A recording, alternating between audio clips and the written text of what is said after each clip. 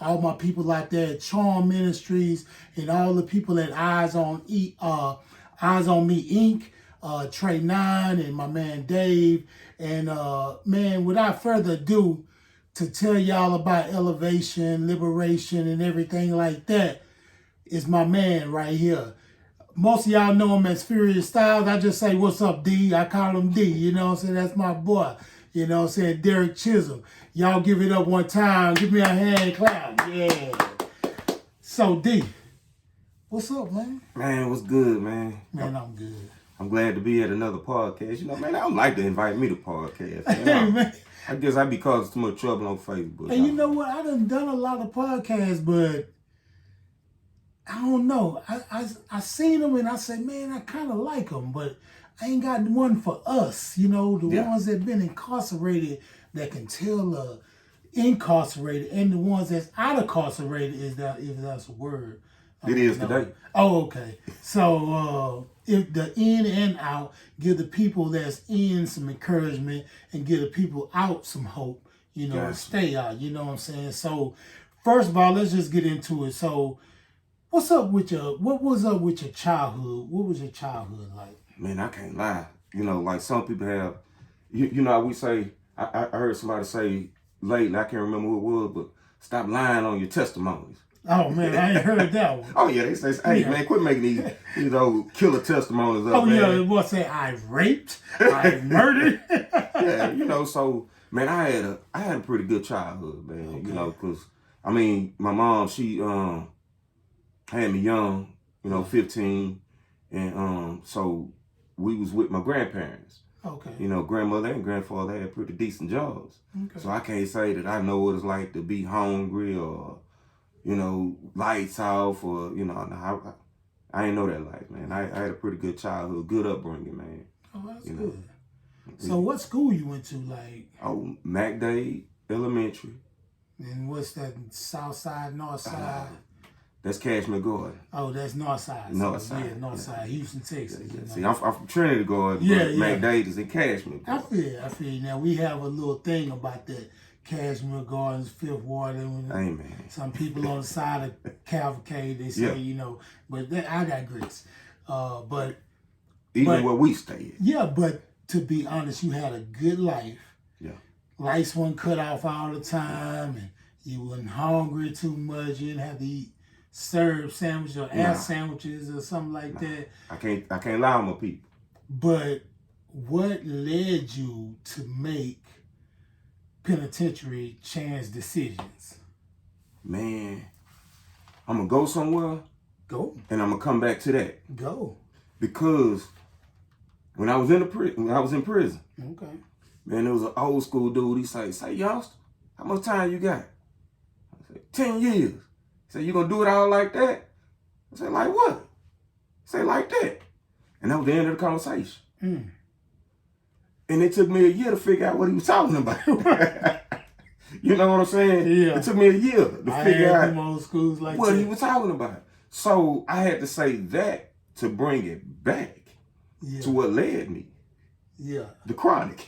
The music. The Chronic. Okay, yeah. Dr. Dre. Dr. Dre. Okay. 1993. Okay, Dr. You know what I'm saying? Because the Chronic came out, I was working at Metro. Okay. So I wasn't... Right there off the freeway. Okay. No, I was working at... It was one called West. On the southwest side. But I would go to that one to catch what was called a shuttle bus. It's like West Park. Yeah. And it shuttle all the employees. Yeah. So I would go to that one, park my car at that one. Okay. One over here. Then they'll take us out there. Okay. But like I said, man, the Chronic, man, and Chronic came out and we jamming it. I'm fresh out of high school. No, I was still in high school. Because I was supposed to graduate in 92. Yeah. But I was like a credit and a half short, something like that. I ended up going to summer school at Wheatley. Okay. And the lady there wrote me off, graduated. Mm. Because I took my class. And she asked me, she said, boy, you gonna go back and get that half a credit you need? Because you only could take so much, two classes in summer school. So I needed a credit and a half. And only thing, after summer school, I just needed half a credit. Right. I graduated. And I promised her, I said, yeah, I'm gonna do that. And she wrote it off. So I presented that to Metro. Metro hired me on full time. So I'm still going to Barbara Jordan. In that Metro. In that Metro full time. So you really having a good life at that time. Yeah. But why the chronic come in? Chronic came out. So me and my partner, R.I.P. my partner, man, Red, Jermaine Wells, we headed to Jam City. You know, Northside Jam City. And boy pulled out that chronic. Oh man. He said, "Hey man, I got this here right here. Yeah. Roll it up." And we went from jamming it to smoking it. Huh. And you know that one hit, I'm like, man, I kind of like how this feel. Okay. Another hit. Then I started finding out where to get it from, because I'm a square. Oh, okay. I don't know where to get it from. Then once I found out where to get it from, there it went. So, and the reason I say, and you asked me what led me to prison, it was that. That's your origin. Once I reflected in that bunk, when old school asked me, you gonna do it all like that, it made me reflect over everything. Yeah, it's that origin that what we call from the root. Yeah. What was the root of the problem? You know what I'm saying? I remember one night I was rolling a sweet one time. And then, I was rolling the sweet and I was just trying to get it perfect, Yeah. And so my wife, she was my girlfriend at the time, she was like, just looking at me like this, she said, you just kill yourself pretty, like you trying to make it pretty to kill yourself. I was like, oh, well, I guess so, But, like we all had appetites for destruction out in the streets. But I want to know the day, what you did that day, the decision that you made, because you got up that morning, and the decision that morning was what? What got me in prison? Yes. Oh, yeah, that decision had started, and we started jacking. Yeah, okay. There we go. Because that weed square built the appetite. I want to get high now. And want to get some money. And now, I'm working at Metro, remember? Oh, okay, yeah, you can't. But getting high, work, didn't mix. Yeah, it don't go together. Got suspended. They call it indefinite suspension, but it was fired. Yeah, it's indefinite. yeah, indefinite suspension. Yeah, like infinity. Yeah, but beyond. But the thing was, once they suspended me, man, the dope corner was right there. Yeah, well, yeah. So I ended up on the corner. I knew everybody in the hood. Everybody knew me. And it went from selling dope. I wasn't that good at it. That wasn't just my thing. Yeah. I made a little money, but I wasn't good at it. But I was infatuated with weapons, with guns. And I had a few guns, so man, this thing, there it went, man. We started robbing. Man. And that's what led me. Yeah, that'll end you up in there. You know what I'm saying? Yeah, they got a spot that'll hide you for a minute. So, crazy story like me, when I was in there, my car was out here one time, and I was in the county at that time before I went to the farm. So before I even went to FDC, so I was approached by this guard. He let me go see my wife in the room, and I'm fussing at my wife behind the glass, just fuss. So I come out, and that boy say, man, I'm your daddy. And I say, man, stop playing with me, man. You're not my daddy, man. He's like, no, I'm your daddy, for real. I tell you when to eat, tell you when to sleep, I tell you to make your bed up, but you got nerve to go and fuss at that woman like you a man and I'm your daddy. Now, at the time, I said, oh, man, shut up. But when I got back to that bunk, I thought about it. Yeah. I was like, God damn, this fool right. And the same dude told me, oh, you forfeited your rights to society. Your life was so out of control, you needed somebody to control it. Yeah. And that's what we're here to do. It's cold, man. It's like, so where did you do your time at? Where did you do your time? And how much time? It was 9 years. 9 years. started off in Harris County. The FDC wasn't built. Oh, okay. It wasn't built. So you was either in Harris County or Montgomery County. Oh. And left Harris County. I got to tell this quick story, real quick. Go ahead. Man, we left Harris County, right? We get sentenced, everything. It's time for us to go. We going to the Fed. So the bus, the little van, take us to Bush Airport. It was Intercontinental back then, but it take us to Bush. Mm-hmm. It's a back way off of Lee Road. Yeah. We didn't go where everybody else went. Yeah, I know. It's the back way, and it's this gate open up. Oh, wow. Hey, man, that movie coming out? Yeah. That's real. It's real. That's real. Because, man, that plane coming out, and you see them dudes getting off of there, you already know what this is. I mean, oh, yeah. You handcuff and they moving, and I'm like, man, we done messed up for real, man. Yeah, it's serious. Yeah, and you see the whole perimeter is just the AR-15 shotgun. And that's the way they set up around the whole, whatever you want to call it, where the airplane came. Yeah, I know you're talking about the whole perimeter. So, we went from there to Victoria to Three Rivers. Mm-hmm. I get to Three Rivers, and the way Three Rivers was, it's old school back then. Okay. So the way it's set up, you know, the convicts ran the prison. That's up by San Antonio, huh? Yeah. Yeah. Convicts ran the prison. So once you get there, the boys already peep you out in R&D. Yeah. They got the R&D. Now we gotta explain a lot of R&D is the origin. That's the beginning when you first come in, and usually, you know, we are working R&D. You know what I'm saying? Yeah. Shout out to Spook. I think he worked R&D too at one time. Probably did. So I don't know, but I think he did. Mm-hmm. But R&D is when you first come in, and your paperwork come in too. So you know, just let you know. That's the catch. Yeah. That's what I was getting to. So your paperwork come through R&D, dudes and I already peeped you out. Yeah, they looking at it. Yeah, so they like, okay, they straight. And that one 5K1. Okay. Yeah. We send that to move him over here. Yeah. So his word, he get on the list. So the crazy part about it, man, was, and we didn't understand this, because we knew. We ain't never been to prison. All of this is new. Once they let us out R&D, the word already out.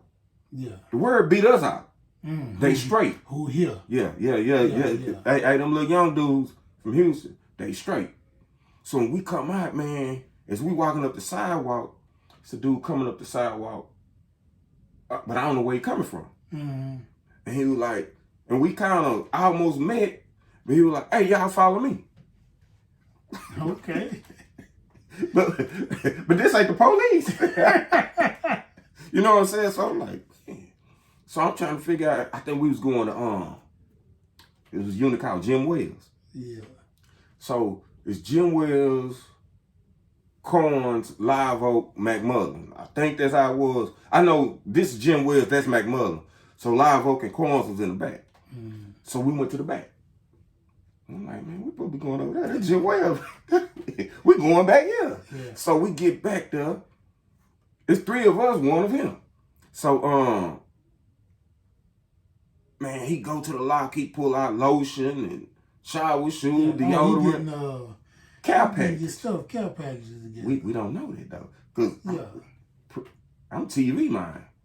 Yeah, I mean you don't accept nothing from nobody in prison. Yeah, that's a big misconception. People see TV and they think it's just like prison, it's just like. But and then I can kind of see this dude. He a little when I say a little bit, he probably that much taller than us. He had a bunch of muscles. I can see the muscles. Yeah. I'm like, man, we 140. Yeah, man. And I'm the biggest one. I'm 140. I'm the big. Yeah. If I was 140. But man, we, you know, the thing was once we like, hey man, you know, we gonna get this back to you. He was like, no. Keep that in your locker. Go to commissary. Make sure you have that way when the next person come in. Yeah, that's how we used to got it. Yeah. He say, nah. And basically kicked us out of the room. Like, okay, I'm gonna let y'all. That's it. Yeah. No, he said, what unit you in? We were like, man, I'm over here. Okay, your homeboy such over there. Yeah. Your homeboy such over here. Because he was from San Antonio. Never forget his name. His name was Cowboy. So he lacing us up on who we need to talk to once we get to these dorms that's from Houston. Right. Crazy thing about it, who our person was Ant. Oh, Ant. Yeah. That's my boy. Ant was our person. Yeah. You know, so that's how we built that relationship up from way back coming into prison. But yeah, man, that was Three Rivers. Yeah. Price Bay, that's my boy. Shout out to Price Bay. Yeah. Stand up cat right there. Stiff. And we learned a lot, man. They had rules. Yeah. Rules that we didn't understand. Yeah. I mean, me the same way when I got in there. Yeah. And the cars, Three Rivers was different from Beaumont. Because in Three Rivers, Houston and San Antonio rode together. Oh, okay. And you know how everybody else ride, but Houston and San Antonio was the biggest cars. They rode together. Oh, okay. So man, when we was cause I know we got to move on, but I just want to tell the story, and I really didn't understand how. Before you go down, he said cars. See, that's another language. It's like the Houston car, the San Antonio car. Yeah. That's like who you hang with. That's the car. You know, it's rolling. That's who you rolling with. You know what I'm saying? That's a car. Exactly. Yeah, go ahead. But man, like Mr. Cooper, all these dudes from Houston. It had some more. Ant was one, but when we go on the rec yard, Three Rivers was a whole lot different from Beaumont, and we learned so much at Three Rivers. But when that rec move, you know, when it's time to move, everybody might go in at 7. Youngster, what y'all gonna do? We staying out here. Okay, go holler at Big Herb and them and tell them y'all gonna stay out here. So them dudes from San Antonio. Oh, yeah. So all of Houston OGs, they going in at a certain time. San Antonio gonna stay out there all night. So I'm like, okay. They were like, nah, go holler at. Yeah. And they were like, the dude, I'm your daddy. Yeah, right. Yeah, go over there. Yeah. They had to see you. Yeah, actually do it. And tell the dude, hey man, we gonna stay out here. Once they see you, they gone. They good. So we have to learn the importance of that. So once I tell Big Girl or Stank or whoever, hey man, we staying out here, I need to know everywhere you go. I'm like, man, I'm grown, man. That's what's in my head, right? But as time went on, I learned. You know why we need to know where you at? Because if something happened in this area, we know we got somebody out there. Right. And it was set up different because it was a long, like, it wasn't a hallway, but it was a gate and a wall that you would have to go through in order to get to the football field and all of that, softball field. It wasn't open like Beaumont. No, it was in sections. Yeah, it was like a maze. Yeah, and everybody hung, and Three Rivers had a gym. Oh, okay. So everybody hung in the gym, and you cut through this little alley to go outside. Yeah. And so they were like, man, if something jump off outside, even if you ain't in it, we know you out there, we need to come see what's going on. So that was the importance of telling somebody everywhere I'm gonna be. Okay. And it's crazy because it's showing accountability. And then that's some humble stuff that you gotta have because he's grown man, you a grown man, you feel like, God, what am I, a little boy or what? You know, but that's, you know, that shows how humble you can be. So like from Three Rivers and then to Beaumont? Yeah.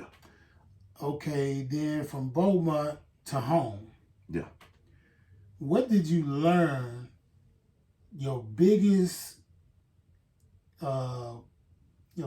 thing you learned from that whole time, that 9-some years, that whole time till you got out? What was your biggest epiphany? Man, understanding, I think. Okay. What was the biggest thing I learned? I would say understand. Okay. Understanding we all not the same. So, something that might not hurt you might almost kill me. So we would look at each other like, man, this dude did this, or man, why he didn't do this, or. But once you start to learn understanding of how all of us are different. That's right. So once I was able to walk through that, just see the difference in all of us Perfect example. White dudes. Me and this white dude, man, we because hey, I don't know if you was gonna ask the question, but you know, I was with the Nation of Islam. Oh yeah, I remember. And now I was in there with you, so I know. Yeah. So I was with the Nation of Islam, and me and this dude, I don't know if you remember Bubba, the white dude, Bubba. Bubba was a hell of an athlete, man. Yeah, probably. If you seen everybody knew Bubba. Yeah. Everybody knew Bubba because he played basketball, he played soccer, baseball. Most people I can remember is Brandon. Brandon was the basketball player. That boy was yeah. I wonder where that boy at now. Yeah. Brandon Brown. Yeah, Brandon. So but anyway, Bubba had white pride. Oh, okay. You know what I'm saying? Yeah. Yeah, so we know what that was about. So me and Bubba, we were kind of cordial. All right. You know, like see each other just speak. Because he knew who I was. I knew who he was. Yeah. So we ended up working in the same section of Unicorn. Mm-hmm. He ended up coming to Unicorn. They put him in the packing area with us. Well, I used to want to work for Unicorn so bad. And they say, oh, you on this waiting list. Be like 3 years that I get a job. Yeah. And me and Bubba had it, like, one day we just, like, broke it down to each other. Mm-hmm. Hey, man, I know what you stand for. You know what I stand for. And we was able to break it down. And we understood each other. Yeah. And that's what the respect, man, I'm talking about. Came from, so you understand. It's just like. So the word understanding, you see from another person's perspective. Exactly. Yeah. So the thing is now, how did you feel when you came home, though? Tell the real, just how you feel. Man, look. When I first got... You had a fish in your shoe like on I'm Gonna Get You Sucker? Nah, because I stayed in East Bay. You remember East Bay books with the shoes? Oh, yeah. Man, I was East Bay. So I was like, okay, well, this one thing I did, I said, man, I don't know what they really weighing. Yeah. So I'm going to wear some Dickies. Yeah, that's universal. Yeah. So I had like all different colored Dickies. And I had these shoes my grandmother had ordered for me. So I'm clean. Yeah. You know, Dick, I look like I'm going to work or I could be whatever, but I'm clean. Yeah. So, but man, I came home. Abdul, that was that brother named Abdul. He was down there with us in Beaumont. And, so you went to the halfway house up first. Halfway house. Yeah. And man, when I rode in the car, I was like this. It was moving too fast. Dude wasn't going with 55. It was just moving too fast. Everything was so fast. And that's funny. I never thought about that. You hadn't been in the car in a while. 9 years. Yeah. Then, seemed like everything was small. The people seemed like they were small because I'm used to being around big dudes. Yeah. And everything, the compound is big. Right, but to us, the compound was small. Yeah. Because we walked it every day for years. Yeah. True. So it became small. So when I walked to my grandmother's house, it seemed like I had to duck my head to go in the door. And I really didn't. But that's how I felt. Right. Because it just seemed like it was just so compact. And man, I went outside finally to my other grandmother's house. I'm Johnson Park double bred. I'm double bred Johnson Park. Yeah. One grandmother stay on this street. Both sides. The house across the street, my great grandmother, which is my dad's grandmother, lived in that house. That's what's up. Yeah. So my mom and my dad at Johnson Park. So I go around now because everybody want to see me. So I'm on the gate because I'm back in prison mode. Ain't nobody. I'm just prison mode. Yeah. So I'm standing on the gate. Ain't nothing behind me. I'm looking. Everybody talking. Oh, this and that. So in my mind, I'm like, he ain't came up. He still doing the same thing. He broke. He ain't came up. He tripping. Yeah. Is you gonna be the next one? Nah. So man, I'm hollering at y'all. That's real. And I left. That's real. I left. And I didn't go back outside. And they was like, man, that boy tripping. Nah. I couldn't go do that again. Yeah, I see. Yeah, I see the pattern. Yeah, it's still the same. Okay. Yeah, we're a little older now, but it's still all the same. Just got some more grades or something. Yeah. It's still the same thing. So I went to work for $6 an hour. Hey, I did it too. Yeah. I came home, man, I was washing police cars for $5 a police car. People don't even know that. Hey man, I was on the police. I had opened my store. Yeah. I had the store though, but still, I was washing police cars. I was just trying to come up, man. Yeah. I washed police cars. I did taxes. Doc, I did taxes. I did taxes. Hey, I was trying to come up, man. I mean, it was real. Yeah. So you out now. You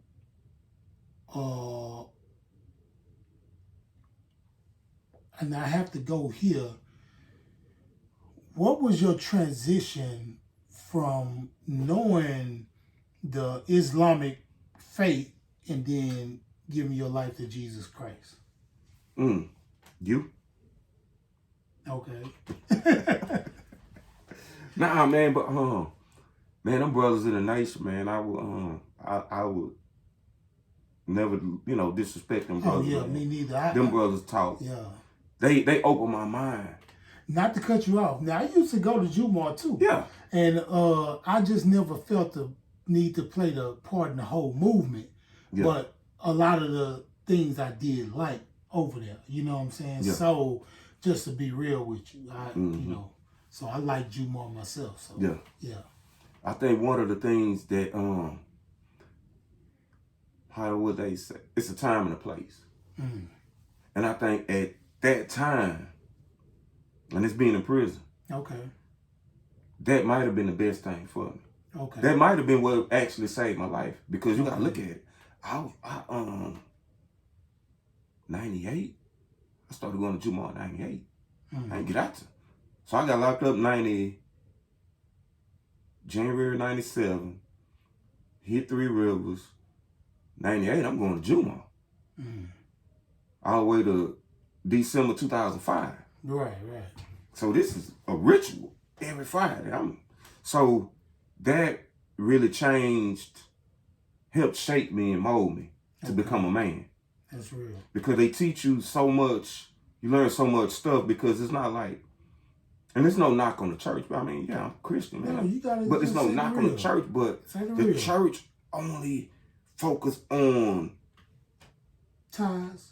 No, just not really just ties, but it's religious. I got you, yeah. The nation, them boys will talk about medicine, politics, government, finances, health, eating, everything. Yeah. So just learning that, I really don't need the church to actually teach me these things, because I learned it here. Right. But the thing was once I came home, I think the spirituality, the connection, that's what was actually needed. Right. I ain't gonna say that it was missing, but it was more so needed. And then, like, I'm thinking that, because we didn't even talk about this. The band we used to do when we had a band. Just to let y'all know, we did time in Beaumont Medium together, and we had a band, man. We had a dude that was cold like R. Kelly. That was his name. R&B Slim.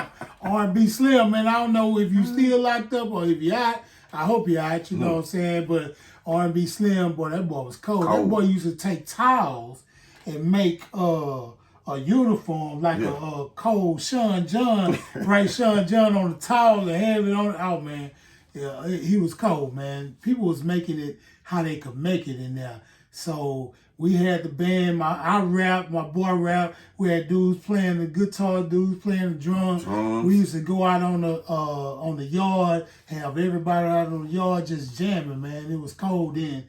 Project Pat, he came. We even had Bam Morris. He was with us. And it was crazy when Bam got there. It was like everybody wanted to hit him on the football field. It was like, why? You trying to prove yourself, And the dude was like no other with running and how big he was. It was like, say that dude in shape, man. You know what I'm saying? That was a they big talking dude. about, oh, he on that crack. He got caught with crack. Hey, man, I don't know about that crack, but that dude looked like he in shape to me. Yeah. And then he got out there too on the football field too. And he showed them boys why he was in the NFL. Yeah, so we did. I seen Bam, man. You seen him out? Yeah, since we been out. Oh, okay. Yeah, he tried to take me home, but just how my car was right there. Oh, okay. We was downtown at the when we used to go to the thing. Oh, you talking about the parole? Well, probation. Yeah. That's the craziest thing about the feds, right? So when I came home, I went to the halfway house, like everybody go to the same halfway house downtown. And they say, you're going to be on probation. I was like, I just did 60 months. Now you telling me I'm going to be on probation. Like I ain't never did no time. Like now I'm on probation. So if you get me, but they don't have no federal parole. So they call it supervised release. Yeah, supervised release. But it's like, man, that dude used to come in here, man, in my house. And man, come here and smell, oh, it smells good now. I used to be like, man, this dude is tripping, man. Man, he used to come up, he can go in your drawers, but he didn't do that. But he can, though. Yeah. He can just go through your drawers and all that stuff. Man, he used to just walk in here. Man, I come from work, that boy car be parked outside. I'm like, dog, man, this dude is cold. But Ken Fulford, that was my, he was a gun-toting marshal or whatever he was. He was a fed or something, though, but he was my probation officer, I guess. But, so that was some crazy times. Yeah. So coming home for me, that was crazy. But I want you to show them this stuff here, cause. But I'm gonna get back to your question. Go ahead. But like I said, we was in the band. Yeah, we was. So I'm thinking we finna come home and do this music thing. Yeah, I'm finna get out with the Fifth Ward boy. You know, I'm gonna be a little outset, little side to the Well, so when I came home, you was locked up. I'm gone again. And it took me a while to figure it out, like, he ain't here. He ain't here. He gone. But anyway, once you came back and the bookstore, I started going to the bookstore. I'm like, man, dude that got saved. Okay, cool. I know a bunch of, people that say that do their thing. So we still, and you were like, nah, I ain't doing no music. That's it. I'm like, man, this dude for real.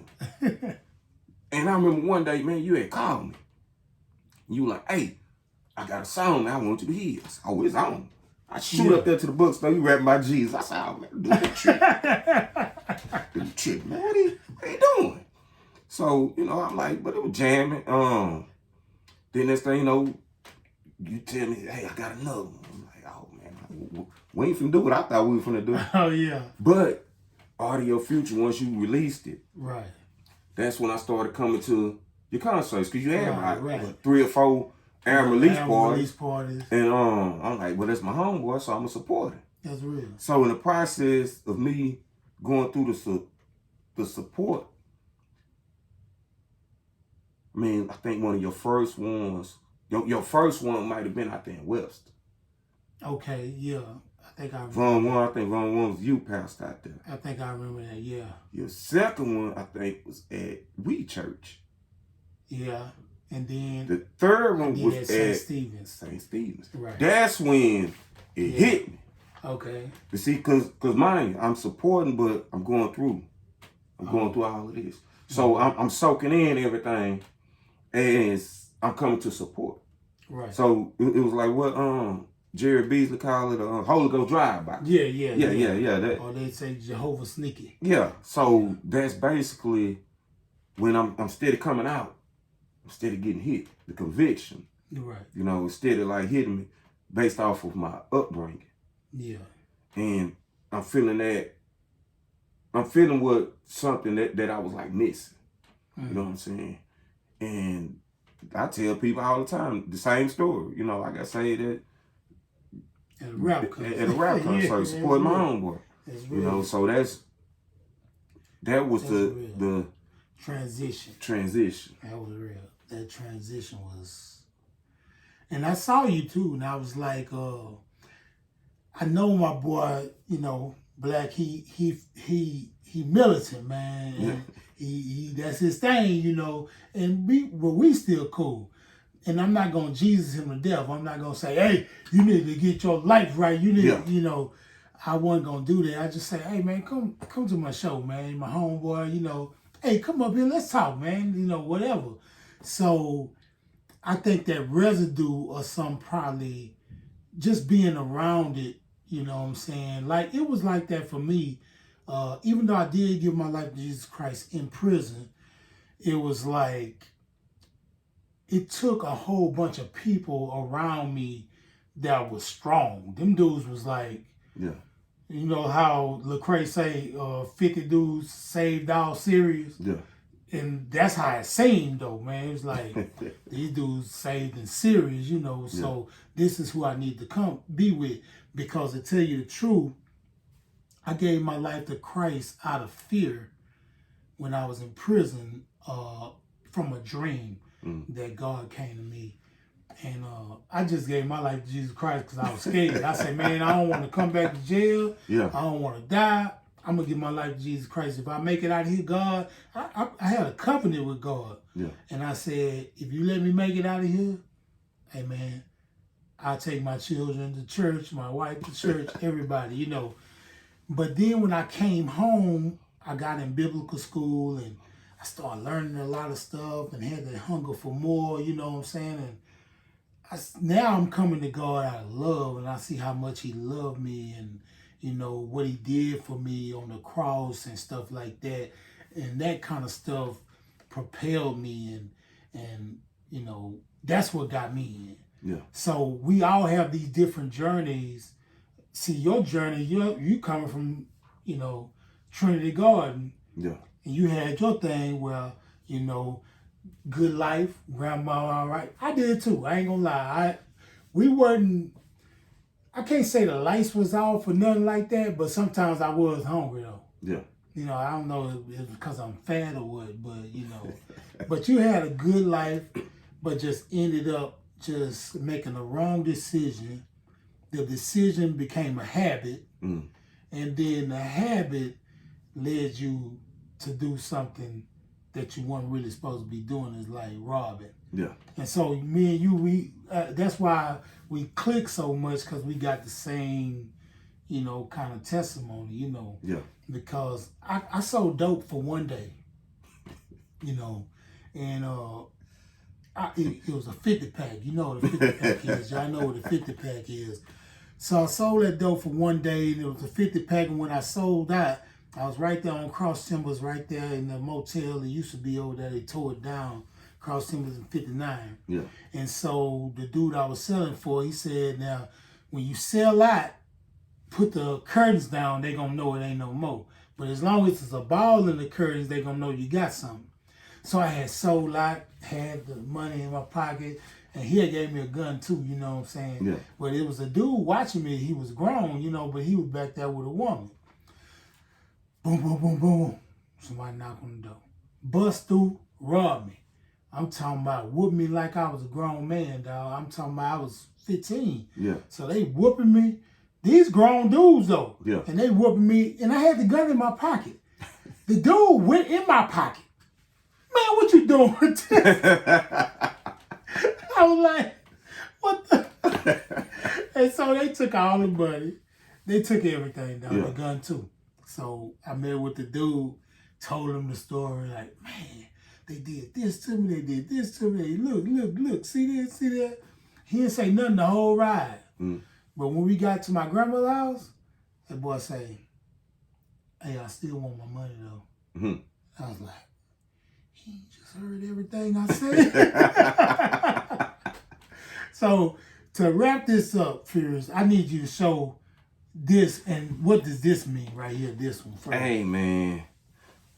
Where's that from? Like 007 said, man, we was rapping in prison, and this come from the low, Beaumont Low.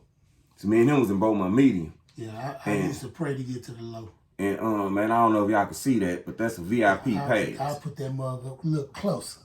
Yeah. That's a VIP. They was VIP. Yeah, that's a VIP pass, man, to the rap. Look, it says rap extravaganza. VIP backstage. Extravaganza. Yeah, man. Hey, that was a bad concert, man. But that was a bad know concert. how big this stuff is when you in prison. How just this little gesture in prison is just like, you know what I'm saying? Out here is nothing to them, but in prison, you somebody. Yeah, you somebody right there. Yeah, you somebody. You recognize. Hey man, let me tell you, I never told the story. Never told the story. That's almost like a Doogie Rope. Exactly. Yeah. But at the rap extravaganza, right? Yeah. Cause you know, how we used to do it, man, you gotta be hard as you can. Yeah. But you can't cuss. Yeah, you gotta be hard. So man, look, this is what I did. Them boys used to the bugler paper. Buglers. Yeah. For those that don't know, buglers. Buglers in the green thing. Yeah. The buglers. Tobacco. Yeah. Inside is the foil. Right. Man, I had made me a gun. I got me some cardboard. Yeah. They cut me a gun. And made it out of cardboard, and I got some little cardboard pieces to make it thick. Yeah. It looked like a Glock. Yeah, so I took the bugler and wrapped the foil with it. Now it's chrome. I got a chrome pistol. Hey man. So when I get to the wreck yard, somebody already told the woman, hey, that boy coming out with a pistol. So, man, I get out there, first thing I do, she looking for me. Yeah. And I'm talking about like, cause she didn't got word, I got this pistol. Yeah. She say, hey, come here. I say, hey, what's up? You know, I ain't gonna say her name. I don't know the statutes on it. So I'm like, what's up? Let me see it. I say, what? I done heard. I know you got it. Yeah. Let me see it. I say, man, goddamn. I had it right here. I pulled my shirt up. She said, oh my God. She said, boy, don't you know you can get a case? Yeah. I say, huh? She say, they can say that you got this, showing that that's a real gun, trying to escape. I thought, I heard you gave it to her. Yeah. But she wrapped it in something and went destroyed it. That's it. I'm like, man. But she knew my intentions. Like, I'm like, I'm trying to put on the best show I can. Yeah, I'm on some R&B Slim. Yeah, I get the showmanship. Come out, though. The showmanship from R&B Slim. Yeah. So I'm like, I'm just trying to put on the best show that I could. And man, that was at the Rap Extravaganza, man. Now you got this. Now this a cold one right here. Man, I wish I looked like I don't even know where mine is, and I need it. Oh no. I don't know where it's at. I gotta put it up to the camera. See, that right there, 079, we always 079. If you from Houston, you know what 079 is. Yeah. So that was our car there. Our car was the 079 car. You know, that's a U.S. Department, or it say Justice. God, dog. I remember when I was in court and they said, Andre Barnes versus the United States. I say, hey, well, I ain't finna go nowhere. Can't whoop them. I already know. Can't whoop them. I already know. Talking about I got lawyers. Nah, don't worry about that. You know what's crazy though? Is that if we was a 079, I wonder where they at now. I don't know. Now I'm talking about the number. That's what I'm saying. It might be 979. There's a lot of them. Yeah, there's a lot of that was our era. Cause the last time right before I got out, it might have got up to 2. I remember 179, but it might have got up to 2, and that was before I got out. So look, man, we've been out a long time. Yeah, we've been out a while. But the thing about it is, that's why I was glad when you said you can come and do the show, because you are a person that you really inspired me, to be honest, because you on fire. You know what I'm saying?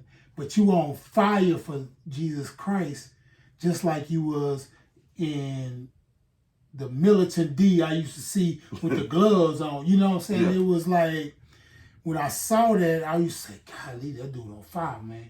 Mm-hmm. You know what I'm saying? And then your shows just used to be so crunk. So, you know, I say, you know, when you used to do the 4 corners on the board, you know what I'm saying? And the people just related to you, you know, and they still relate to you right now, you know. Yeah. And so that's why, you know, you my go-to when, you know, I say, man, let's go work out, let's go, you know, get some music together or something like that.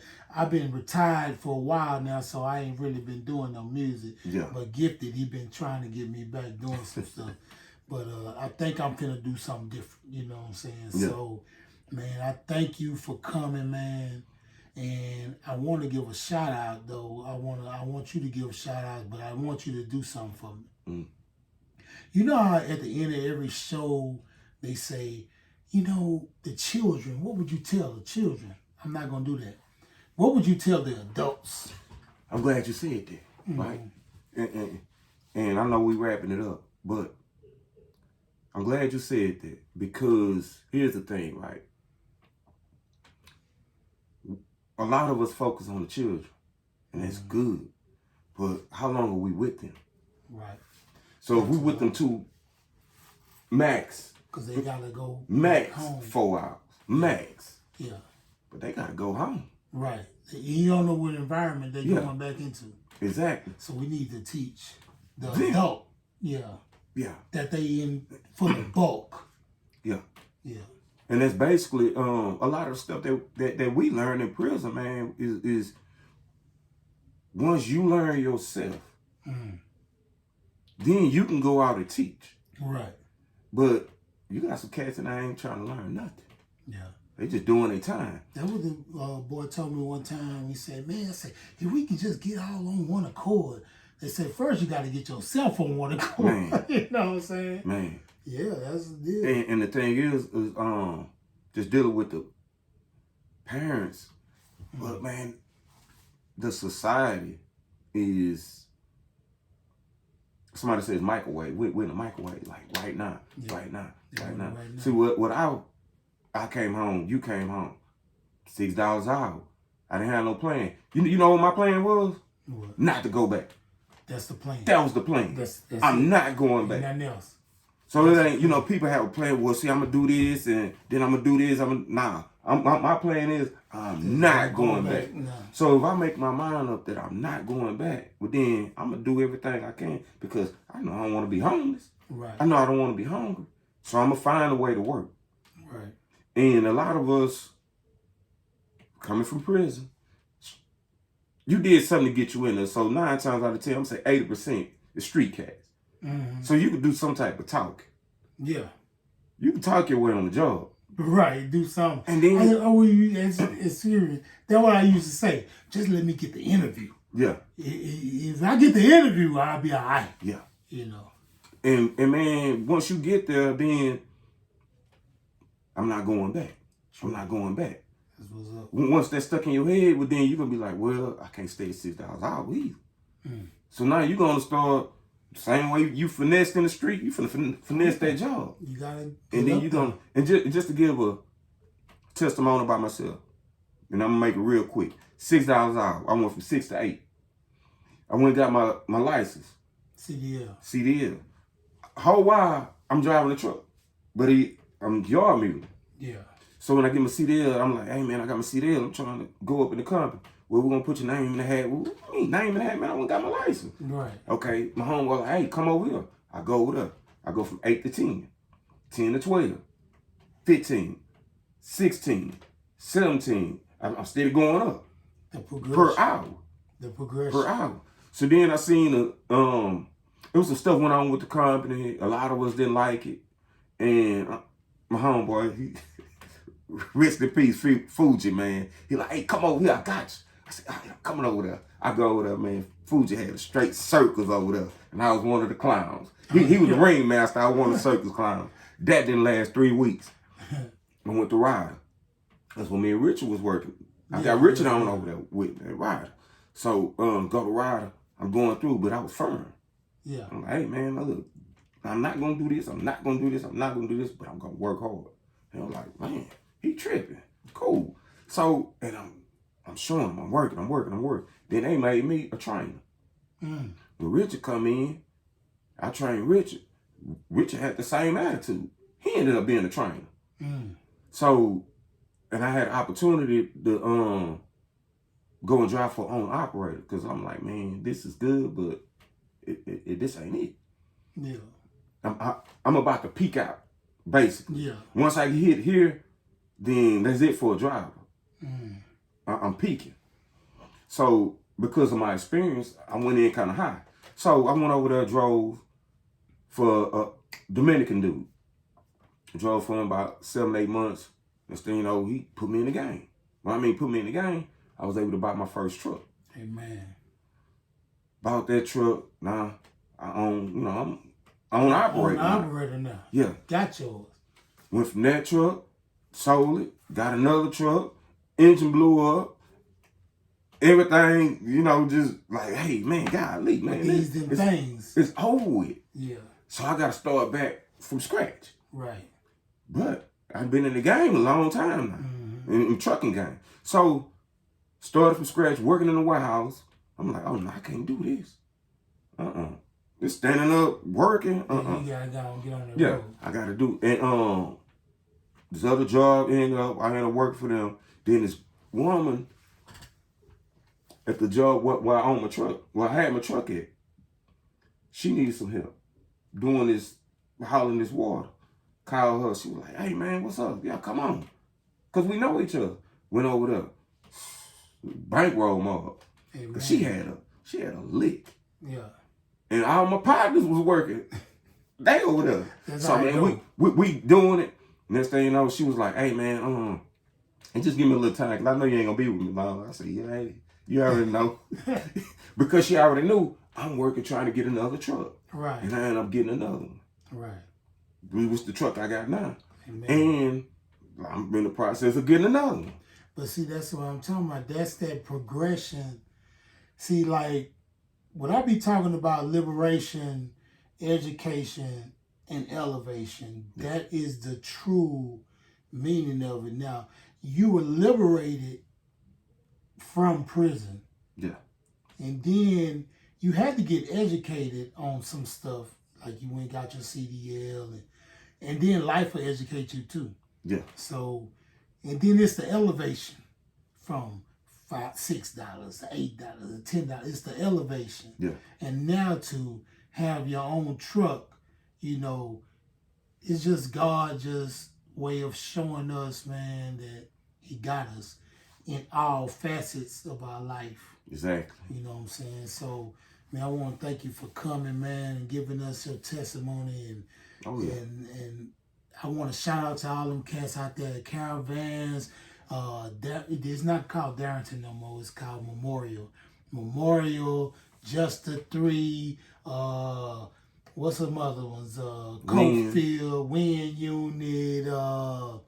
I know now.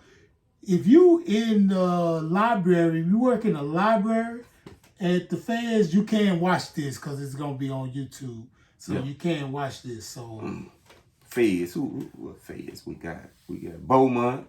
Oh, you got Beaumont. You got Three Rivers. Seagoville, that's Dallas. Yeah. It's so funny that all them cats used to come from them places and you say, oh, you was in Seagoville, like Funky Town and all that.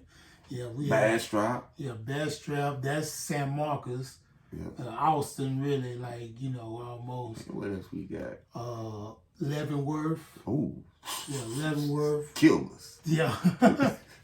Killers. Yeah, all that, man. So that's what this podcast is going to be for those cats that got out and want to listen to a podcast about redemption and about stories that's like ours, because I didn't see it. I haven't really seen it. I might have heard a podcast where somebody but I don't think a lot of people want to put themselves out there. They don't want nobody at their job to see, oh man, you were snorting cocaine. What? And I'm like, because I said that the other day on my thing. Yeah. And so somebody was like, So you know that cocaine, man? I said, oh, yeah. Yeah. Yeah, I used to snort it every day. You know what I'm saying? But thank God, you know. But the thing about it, prison, the feds, the first day I went in, I knew that I was over. It was over for me. Yeah. I ain't doing it no more. So I was redeemed from that, and they did it. And I just don't have the desire. My dreams changed. Yeah. Everything changed once I gave my life to Jesus Christ. And I didn't know. Like I told you, I came out of fear. Don't know what I'm doing. Yeah. God say, oh, you just took that step and you don't know. It was your own silly self. You got your own silly self in it. Yeah. And God started doing some stuff for me. But, like, going to your concert, right? And once I was like, man, okay, yeah. But I knew I wasn't following you. Yeah, yeah. I had to go find my own church, my own... That's real, yeah. Like, I find my own way. You know what I'm saying? Yeah. Because, first thing, I just know how people are. And we come from prison. So I'm just like, hey, man, look, yeah, I rock with him, but this right here might not actually be, because I know it might not be your cup. Churches are different.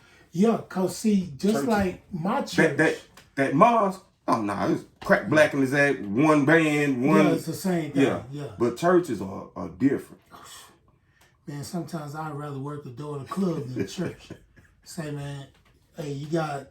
And see, I'll be real with you, and I'm going to be real. It's not about the church out there. It's not about the church. It's about your relationship with Jesus Christ. Exactly. As long as you have a relationship with Jesus Christ.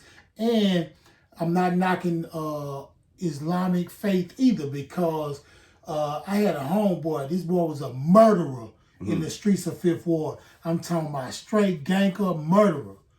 But, man, I seen that boy selling final cars on the street. I said, man, whatever it took to get that dude, keep doing it. Yeah. I was like, hey, man, him? Yeah. That dude? Nah. Whoever talked to him. Hey, man, salute, man, for real, to get that dude, man. Yeah. And so I'm not knocking nothing. I'm just showing you my life.